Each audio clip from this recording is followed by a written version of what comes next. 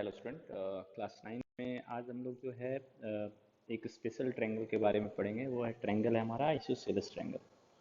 Okay, सो हम लोग isosceles triangle के बारे में पढ़ेंगे। सबसे पहले हम लोग डेफिनेशन देख लेते हैं आइसोसेलेस ट्रायंगल का। ठीक है, so what is definition of N isosceles triangle?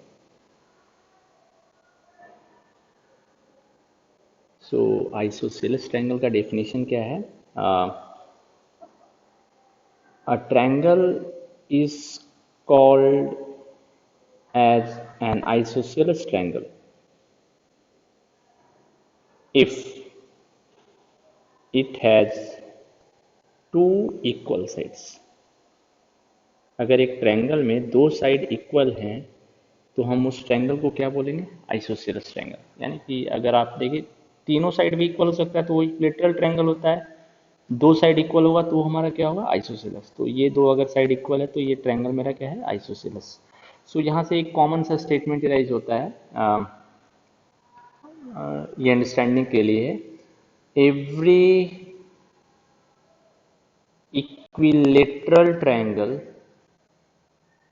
Is an isosceles triangle. और दूसरा स्टेटमेंट है एवरी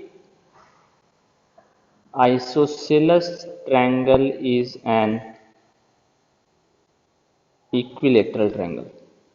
इन दोनों में से कौन सा स्टेटमेंट सही है? तो अब आप देखिए इक्विलेटरल ट्रायंगल में क्या होता है? तीनों साइड बराबर होता है। तो हम बोल सकते हैं ना इक्विलेटरल ट्रायंगल में दो साइड तो बराबर हैं ही। तीन साइड बराबर है तो हमें तो दो ही साइड बराबर चाहिए। तो ये जो पहला वाला स्टेटमेंट है ये आपका ट्रू है और जो दूसरा वाला स्टेटमेंट है ये फॉल्स है, क्योंकि आइसोसेलेस ट्रायंगल इक्विलेटरल नहीं हो सकता है, क्योंकि आइसोसेलेस में तो दो ही बराबर होते हैं। तीसरा जो साइड है वो बाकी दोनों के बराबर हो भी सकता है, नहीं भी हो सकता है। तो इक्विलेटरल में जबकि हमें तीनों साइड बराबर चाहिए, तो इक्विलेटरल ट्रायंगल जो है वो आइसोसेलेस हो सकता है, बट आइसोसेलेस ट्रायंगल इक्विलेटरल नहीं हो सकता। इस चीज़ का आप थोड़ा सा ध्यान रखिएगा। ठीक है, अब आते हैं कंस्ट्रक्शन पे। आइसोसेलेस ट्रायंगल आप कैसे बनाएंगे?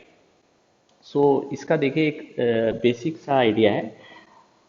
आइसोसेलेस ट्रायंगल, इससे हम ना आइसोसेलेस ट्रायंगल के को हम अच्छे से समझ सकते हैं अगर इसका कंस्ट्रक्शन हम देखेंगे तो। आप देखिए एक आइसोसेलेस ट्रायंगल जो है एक सिंपल वे में आप बना सकते हैं। पहले आप एक लाइन सेगमेंट लीजिए। ठीक है, इसके बाद इस लाइन सेगमेंट का आप परपेंडिकुलर बाइसेक्टर ड्रॉ कीजिए। आप ज्योमेट्री बॉक्स से आप यूज़ कीजिएगा इस लाइन का परपेंडिकुलर बाइसेक्टर। यानी कि एक ऐसा पार्ट जो ऐसा लाइन जो इसको दो इक्वल पार्ट में डिवाइड कर रहा है, ये वाला पार्ट ये इसके बराबर होगा और ये 90 डिग्री भी होगा।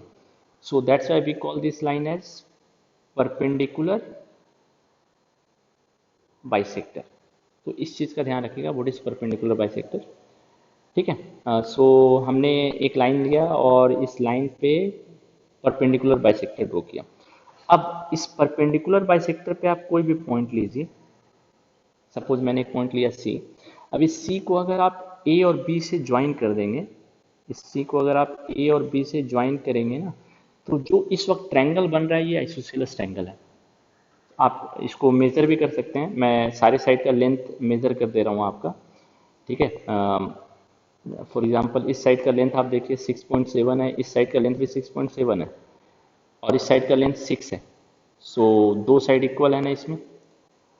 आप यहाँ से क्या ऑब्जर्व कर रहे हैं कि अगर हम परपेंडिकुलर बाइसेक्टर किसी भी लाइन सेगमेंट का ड्रॉ करते हैं तो उस परपेंडिकुलर बाइसेक्टर पे अगर हम एक पॉइंट लेते हैं, अब वो ये सी पॉइंट कहीं भी हो सकता है। अब आप ऑब्जर्व कीजिए कि ये सी को मैं कहीं भी ले जा रहा हूँ, still this triangle is an isosceles triangle. यानी कि परपेंडिकुलर बाइसेक्टर पे अगर हम एक पॉइंट लेते हैं तो उस वक्त जितने भी ट्रायंगल हमारे बन रहे हैं वो सारे के सारे ट्रायंगल मेरे क्या होंगे? आइसोसेलेस होंगे।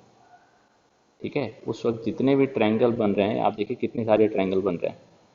ये सारे ट्रायंगल जो हैं इस परपेंडिकुलर बाइसेक्टर पे जितने भी पॉइंट हम लें और एंड पॉइंट से अगर ज्वाइन करें इस लाइन सेगमेंट के, तो जो ट्रायंगल मेरा बन रहा है वो ट्रायंगल मेरा आइसोसेलेस होगा।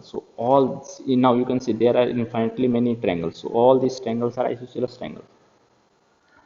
सो ये एक इजी सा कॉन्सेप्ट है ना आइसोसेलेस ट्रायंगल बनाने का, कि अगर हम एक परपेंडिकुलर बाइसेक्टर लेते हैं एक लाइन सेगमेंट का और परपेंडिकुलर ड्रॉ करते हैं, तो जो परपेंडिकुलर बाइसेक्टर किसी पॉइंट से अगर हम एंड पॉइंट को ज्वाइन करते हैं उस लाइन सेगमेंट के, तो जो ट्रायंगल बनेगा वो ट्रायंगल मेरा क्या होगा? Isosceles triangle.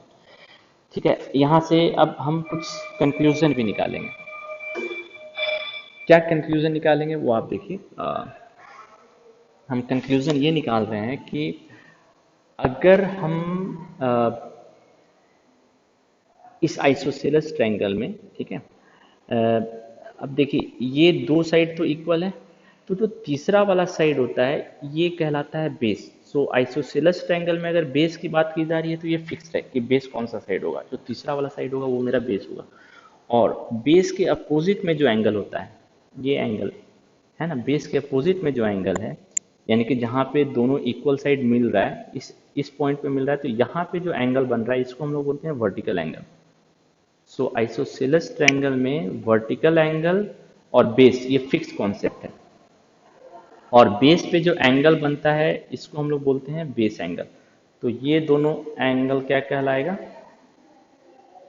Base angle. ये हमारे फिक्स कॉन्सेप्ट है, तो इस चीज़ को आप पहले ध्यान रखिएगा, ठीक है।